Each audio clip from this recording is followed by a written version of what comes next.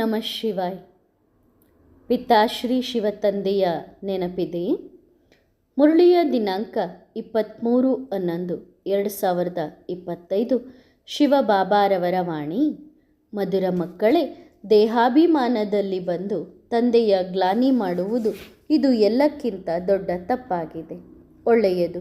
ಇಂದು ನಿಮ್ಮೆಲ್ಲರಿಗೂ ತಂದೆಯ ಹೃದಯದ ನೆನಪು ಮತ್ತು ಪ್ರೀತಿ. ನೆನಪು ಪ್ರೀತಿಗಳು ಅನೇಕ ಪಟ್ಟು ನೆನಪು ಮತ್ತು ಪ್ರೀತಿಗಳು. ಮಕ್ಕಳೇ, ತಂದೆಯ ಪ್ರೀತಿ ಎಲ್ಲರೊಂದಿಗೆ ಒಂದೇ ಸಮಾನವಾಗಿರುತ್ತದೆ ಅಲ್ಲವೇ? ತಂದೆಯ ಪ್ರೀತಿಯಂತೂ ಎಲ್ಲರೊಂದಿಗೆ ಒಂದೇ ಸಮಾನವಾಗಿರುತ್ತದೆ. ಮಕ್ಕಳ ಪ್ರೀತಿಯೂ ಸಹ ಹಾಗೆಯೇ ಇದೆಯೇ? ಎಲ್ಲರೂ ಒಂದೇ ರೀತಿ ಪ್ರೀತಿ ಮಾಡುತ್ತಾರೆಯೇ? ಇಲ್ಲ ತಾನೇ? ಮಾಡಲು ಸಾಧ್ಯವಾಗುವುದಿಲ್ಲ. ಏಕೆ ಮಾಡುವುದಿಲ್ಲ? ಎಲ್ಲರ ಪ್ರೀತಿ ತಂದೆಯೊಂದಿಗೆ ನಂಬರ್ 1 ಆಗಿದೆ. ಆದರೆ ತಂದೆಯ ಪ್ರೀತಿ ಎಲ್ಲರೊಂದಿಗೆ ನಂಬರ್ 1 ಆಗಿದೆ. ಶಿಕ್ಷಣವು ನಂಬರ್ 1 ಆಗಿದೆ. ಆದರೆ ನಿಮ್ಮ ಪ್ರೀತಿ ನಂಬರ್ 1 ಆಗುತ್ತದೆ ಮತ್ತು ಶಿಕ್ಷಣ ಸಹ ನಂಬರ್ 1 ಆಗಿರುತ್ತದೆ. ಒಂದು ವೇಳೆ ನಂಬರ್ 1 ಆದರೆ ಮತ್ತೆ ಪದವಿ ಏನಾಗುವುದು? ನಂಬರ್ 1 ಆಗುವುದು. ಆದರೆ ತಂದೆಯಂತೂ ಬಯಸುತ್ತಾರೆ ನೀವು ಮಕ್ಕಳೆಲ್ಲರೂ ನಂಬರ್ 1 ಆಗಲಿ ಎಂದು. ಯೋಚಿಸಿ, ಹೇಗೆ ಲೌಕಿಕ ಜಗತ್ತಿನಲ್ಲಿ ತಂದೆ ತಮ್ಮ ಪ್ರತಿಯೊಂದು ಮಗುವನ್ನು ಯೋಗ್ಯರನ್ನಾಗಿ ಮಾಡಲು ಬಯಸುತ್ತಾರೆ ಅಲ್ಲವೇ? ನನ್ನ ಪ್ರತಿಯೊಂದು ಮಗು ಯೋಗ್ಯನಾಗಲಿ, ನನ್ನ ಪ್ರತಿಯೊಂದು ಮಗು ನಂಬರ್ 1 ಆಗಲಿ. ಹಾಗಾದರೆ ತಂದೆಯು ಏನನ್ನು ಬಯಸುತ್ತಾರೆ? ನನ್ನ ಪ್ರತಿಯೊಂದು ಮಗು ನಂಬರ್ 1 ಆಗಲಿ ಎಂದು ಬಯಸುತ್ತಾರೆ. ಈ ಬಯಕೆಯನ್ನು ಇಟ್ಟುಕೊಳ್ಳಬಾರದು ಎಂದು ತಂದೆಗೆ ಗೊತ್ತಿದೆ. ಆದರೂ ಇಟ್ಟುಕೊಳ್ಳುತ್ತೇನೆ. ಏಕೆ ಬಾಬಾ ಮಕ್ಕಳ ಪ್ರತಿಯಾಗಿ ಈ ಆಸೆಯನ್ನು ಇಟ್ಟುಕೊಳ್ಳುತ್ತಾರೆ? ಏಕೆಂದರೆ ಮಕ್ಕಳ ಮೇಲೆ ಪ್ರೀತಿ ಇದೆ. ಆದ್ದರಿಂದ ಪ್ರತಿಯೊಂದು ಮಗುವಿಗಾಗಿ ಬಯಕೆ ಇದೆ, ಆಸೆ ಇದೆ. ನನ್ನ ಪ್ರತಿಯೊಂದು ಮಗು ನಂಬರ್ 1 ಆಗಲಿ ಎಂದು. ಒಳ್ಳೆಯದು ಮಕ್ಕಳೇ, ಇಲ್ಲಿ ಕುಳಿತಿರಲಿ ಅಥವಾ ಎಲ್ಲೇ ಕುಳಿತಿರಲಿ, ಈ ಸ್ಥಳದಿಂದ ದೂರದಲ್ಲಿ ಕುಳಿತಿದ್ದರೂ ಸರಿ, ತಂದೆ ಕೇವಲ ಒಂದು ವಿಷಯವನ್ನು ಕೇಳುತ್ತಾರೆ. ದೇಹಾಭಿಮಾನ ಇಷ್ಟೊಂದು ಎತ್ತರವಾಗಿ ಬಿಟ್ಟಿತೆ, ಆದ್ದರಿಂದ ತಮ್ಮ ತಂದೆಯ ಗುರುತು ನಿಮಗೆ ಸಿಗುತ್ತಿಲ್ಲವೇ? ಅಥವಾ ಜ್ಞಾನದ ಗೊಂದಲ ಉಂಟಾಗಿದೆಯೇ? ಜ್ಞಾನದ ಗೊಂದಲ ಯಾವಾಗ ಉಂಟಾಗುತ್ತದೆ? ಯಾವಾಗ ನಿಮಗೆ ದೇಹಾಭಿಮಾನ ಬರುತ್ತದೆಯೋ ಆಗ ಜ್ಞಾನದ ಗೋಜಲು ಉಂಟಾಗುತ್ತದೆ. ಆದ್ದರಿಂದ ಈ ಕತೆ ಏನಿದೆಯಲ್ಲವೇ, ಭಕ್ತಿ ಮಾರ್ಗದಲ್ಲಿ ಸುಮ್ಮನೆ ರಚನೆಯಾಗಿಲ್ಲ. ಹೇಗೆ ರಚನೆಯಾಯಿತು? ಕಥೆಯಲ್ಲಿ ತೋರಿಸುತ್ತಾರೆ, ರಾವಣನೂ ಸಹ ತನ್ನ ಶ್ರೇಷ್ಠ ಸ್ಥಾನದಲ್ಲಿದ್ದನು. ಇದು ಸುಮ್ಮನೆ ರಚನೆಯಾಗಿಲ್ಲ. ಯಾವಾಗ ಮಕ್ಕಳು ದೇಹಾಭಿಮಾನದಲ್ಲಿ ಬರುತ್ತಾರೋ ಆಗ ಜ್ಞಾನದ ಗೊಂದಲ ಉಂಟಾಗುತ್ತದೆ ಮತ್ತು ರಾಮನನ್ನು ಗುರುತಿಸಲು ಮರೆತು ಬಿಡುತ್ತಾರೆ. ನೀವು ಮಕ್ಕಳಿಗೆ ಏನೆನಿಸುತ್ತದೆ? ನೀವು ಮಕ್ಕಳು ಹೇಗೆ ಸೇವೆ ಮಾಡುತ್ತೀರೋ, ಪ್ರತಿ ಸ್ಥಳದಲ್ಲಿ ಮನೆಗಳಲ್ಲಿ ಬಾಗಿಲುಗಳಲ್ಲಿ ಕರಪತ್ರಗಳನ್ನು ಹಂಚುತ್ತೀರಿ, ಸಂದೇಶ ನೀಡುತ್ತೀರಿ. ಏಕೆಂದರೆ ನೀವು ಸ್ಥೂಲ ಶರೀರಧಾರಿಗಳಾಗಿದ್ದೀರಿ. ಆದ್ದರಿಂದ ಶಬ್ದವಾಗುತ್ತದೆ. ಒಂದು ಟೀಮ್ ತಂದೆಯದಾಗಿದೆ, ನಿಮ್ಮ ಟೀಮ್ ಕೂಡ ನಿಮ್ಮದಾಗಿದೆ.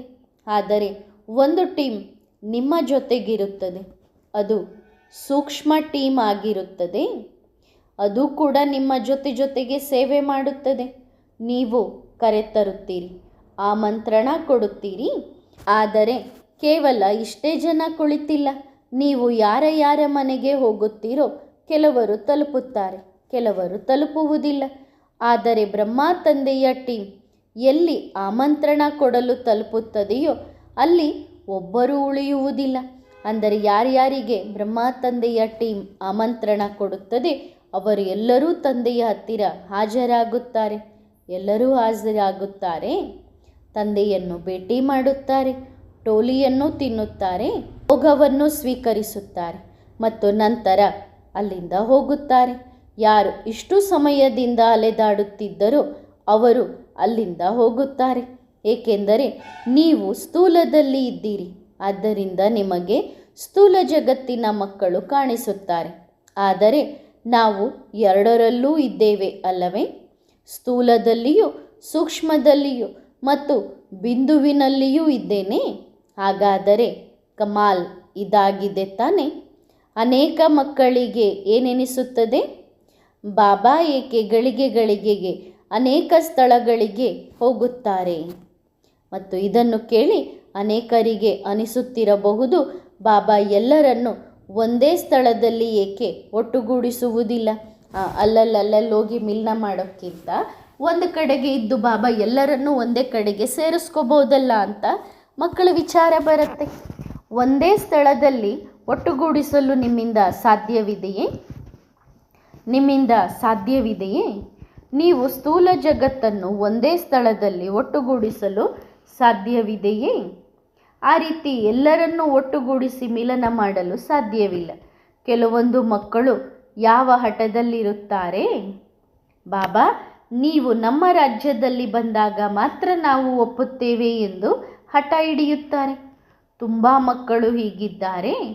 ಒಂದು ಹಠದ ಮೇಲೆ, ಒಂದು ಸಂಕಲ್ಪದ ಮೇಲೆ ಅವರು ನಿಂತಿರುತ್ತಾರೆ. ನೀವು ಸ್ಥೂಲ ಜಗತ್ತಿನಲ್ಲಿ ಹೀಗಾಗಬಹುದು ಎಂದಾದರೆ ಸೂಕ್ಷ್ಮದವರು ಕೂಡ ಅಷ್ಟೇ ಹಠವಾದಿಗಳಿರುತ್ತಾರೆ ತಾನೆ? ಆದರೆ ಪರವಾಗಿಲ್ಲ, ನೀವೂ ಸಹ ಸೇವೆ ಮಾಡುತ್ತೀರಿ, ಅವರೂ ಸಹ ಸೇವೆ ಮಾಡುತ್ತಾರೆ. ನೀವೂ ಸಹ ಕುಳಿತಿದ್ದೀರಿ, ಅವರೂ ಸಹ ಕುಳಿತಿದ್ದಾರೆ. ನಿಮಗೂ ನೋಡಿ ಖುಷಿಯಾಗುತ್ತದೆ ಮತ್ತು ಅವರನ್ನೂ ನೋಡಿ ಖುಷಿಯಾಗುತ್ತದೆ. ಏಕೆಂದರೆ ನೀವೂ ಸಹ ತಮ್ಮ ಕಲ್ಯಾಣ ಮಾಡಿಕೊಳ್ಳಲು ಬಂದಿದ್ದೀರಿ ಮತ್ತು ಅವರೂ ಕೂಡ ತಮ್ಮ ಕಲ್ಯಾಣ ಮಾಡಿಕೊಳ್ಳಲು ಬಂದಿದ್ದಾರೆ. ಈ ಡ್ರಾಮಾ ಕೂಡ ಕಲ್ಯಾಣಕಾರಿಯಾಗಿದೆ. ಆದ್ದರಿಂದ ಎಂದಿಗೂ ಯೋಚಿಸಬೇಡಿ ನಾವು ಇಷ್ಟು ಸೇವೆ ಮಾಡುತ್ತೇವೆ ಎಂದು. ಈ ರೀತಿ ಎಂದೂ ಆಲೋಚಿಸಿರಿ, ಪರವಾಗಿಲ್ಲ. ಆದರೆ ನಮ್ಮಂತಹ ಸೇವೆ ಮಾಡಲು ಯಾರಿಂದಲೂ ಸಾಧ್ಯವಿಲ್ಲ ಎಂದು ಯೋಚಿಸಬೇಡಿ.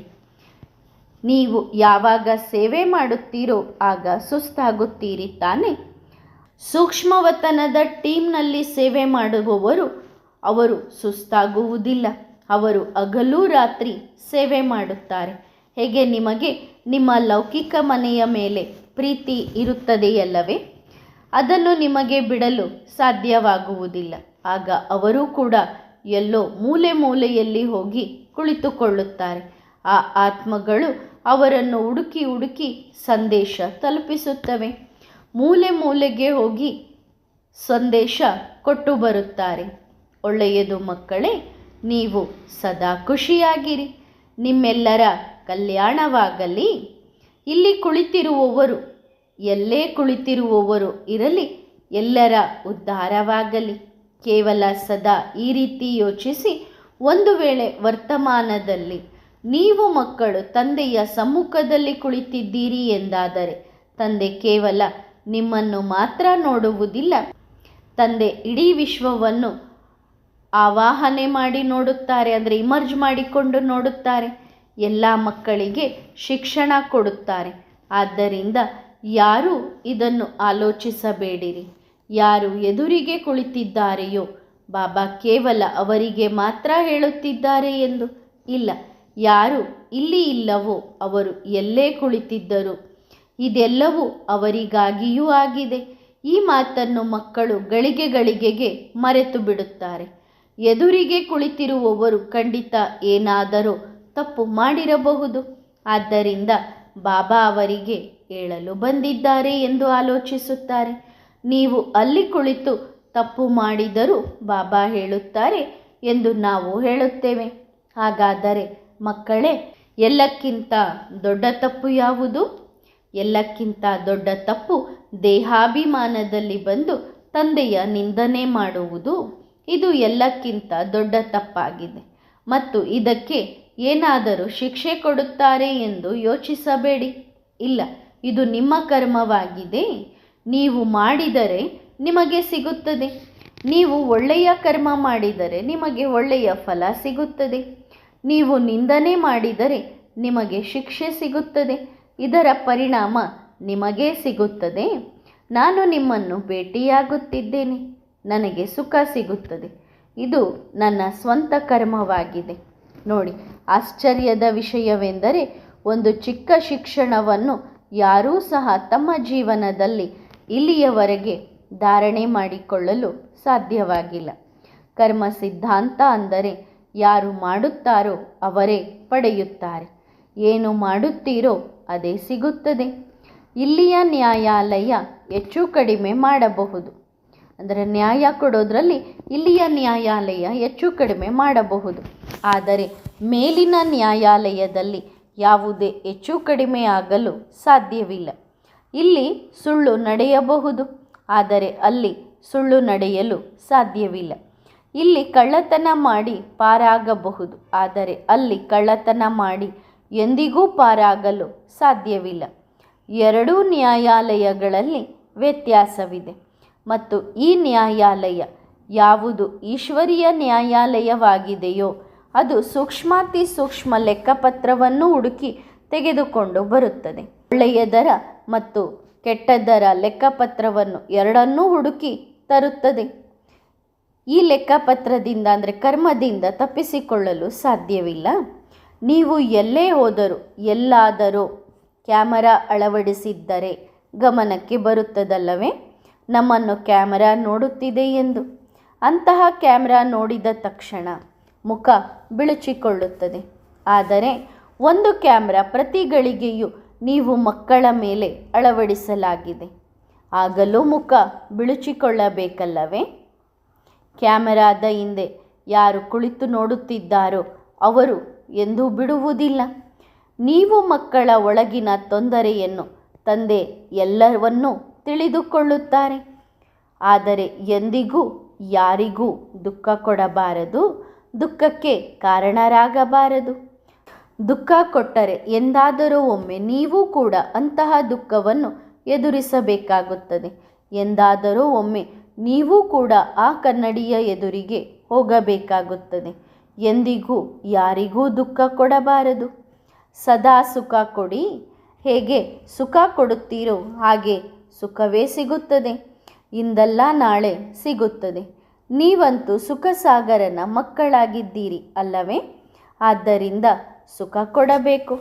ಒಳ್ಳೆಯದು ಮಕ್ಕಳೇ, ಸದಾ ಸುಖಿಯಾಗಿರಿ. ಈಗ ನೀವು ಕೆಲವು ಕ್ಷಣಗಳಿಗಾಗಿ ಬ್ರಹ್ಮ ತಂದೆಯ ಜೊತೆ ಮಿಲನವನ್ನು ಆಚರಿಸಿರಿ. ನಂತರ ಸಮಯ ಇರುತ್ತದೋ ಇಲ್ಲವೋ, ಮತ್ತೆ ಸಿಗುತ್ತೇವೋ ಇಲ್ಲವೋ. ಡ್ರಾಮಾದ ದೃಶ್ಯ ಬಹಳ ಕಲ್ಯಾಣಕಾರಿಯಾಗಿದೆ. ಡ್ರಾಮಾ ಈ ಸೃಷ್ಟಿ ಚಕ್ರ ಏನು ನಡೆಯುತ್ತಿದೆಯೋ ಇದು ಕಲ್ಯಾಣಕಾರಿಯಾಗಿದೆ. ಇದರಲ್ಲಿ ಸ್ವಲ್ಪವೂ ಅಕಲ್ಯಾಣವಾಗಲು ಸಾಧ್ಯವಿಲ್ಲ.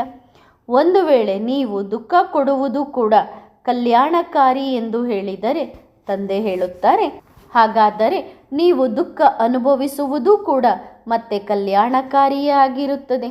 ಆದ್ದರಿಂದ ಒಂದು ವೇಳೆ ನಿಮಗೆ ಯಾರಿಗಾದರೂ ದುಃಖ ಕೊಟ್ಟು ಖುಷಿ ಸಿಗುತ್ತದೆ ಎಂದಾದರೆ ಇದು ಕೂಡ ಪಾಪಕರ್ಮವಾಗಿದೆ. ಕಲ್ಯಾಣಕಾರಿ ಎಂದರೇನು? ಇದಕ್ಕಿಂತ ಮೊದಲು ಒಂದು ಗಳಿಗೆ ಮುಂಚೆ ಏನಾಯಿತೋ ಅದು ಕಲ್ಯಾಣಕಾರಿಯಾಗಿದೆ. ಮುಂದೆ ಏನಾಗುತ್ತದೆಯೋ ಅದನ್ನು ನೀವು ಎಷ್ಟು ಉತ್ತಮವನ್ನಾಗಿ ಮಾಡಬಹುದು ಅದು ನೀವು ಮಕ್ಕಳ ಮೇಲಿದೆ, ನಿಮಗೆ ಗೊತ್ತಿದೆ. ಒಳ್ಳೆಯದು ಮಕ್ಕಳೇ, ನಾವು ಮತ್ತೆ ಭೇಟಿಯಾಗೋಣ. ಈ ಪ್ರೇಮ ಒಳ್ಳೆಯದು. ಇಷ್ಟು ದೂರದಿಂದ ಹೃದಯದಲ್ಲಿ ಕೇವಲ ಒಬ್ಬ ಹೃದಯ ರಾಮ ನೆಲೆಸಿದ್ದಾರೆ. ನಾವೆಲ್ಲ ಮಕ್ಕಳ ಪರವಾಗಿ ಬಾಬಾರವರಿಗೆ ತುಂಬ ನೆನಪು, ಪ್ರೀತಿ ಮತ್ತು ಧನ್ಯವಾದಗಳು ಬಾಬಾ. ನಿಮ್ಮೆಲ್ಲರಿಗೂ ಸಂಪೂರ್ಣ ವಿಶ್ವದ ಆತ್ಮಗಳಿಗೂ ಸಹ ಬಾಪ್ದಾದಾರವರ ಕಡೆಯಿಂದ ನೆನಪು, ಪ್ರೀತಿಗಳು. ನಾವು ಆತ್ಮಿಕ ಮಕ್ಕಳು, ಆತ್ಮಿಕ ತಂದೆಗೂ ನೆನಪು, ಪ್ರೀತಿಗಳು. ಧನ್ಯವಾದ ಬಾಬಾ, ಶುಕ್ರಿಯಾ. ಓಂ ನಮಃ ಶಿವಾಯ.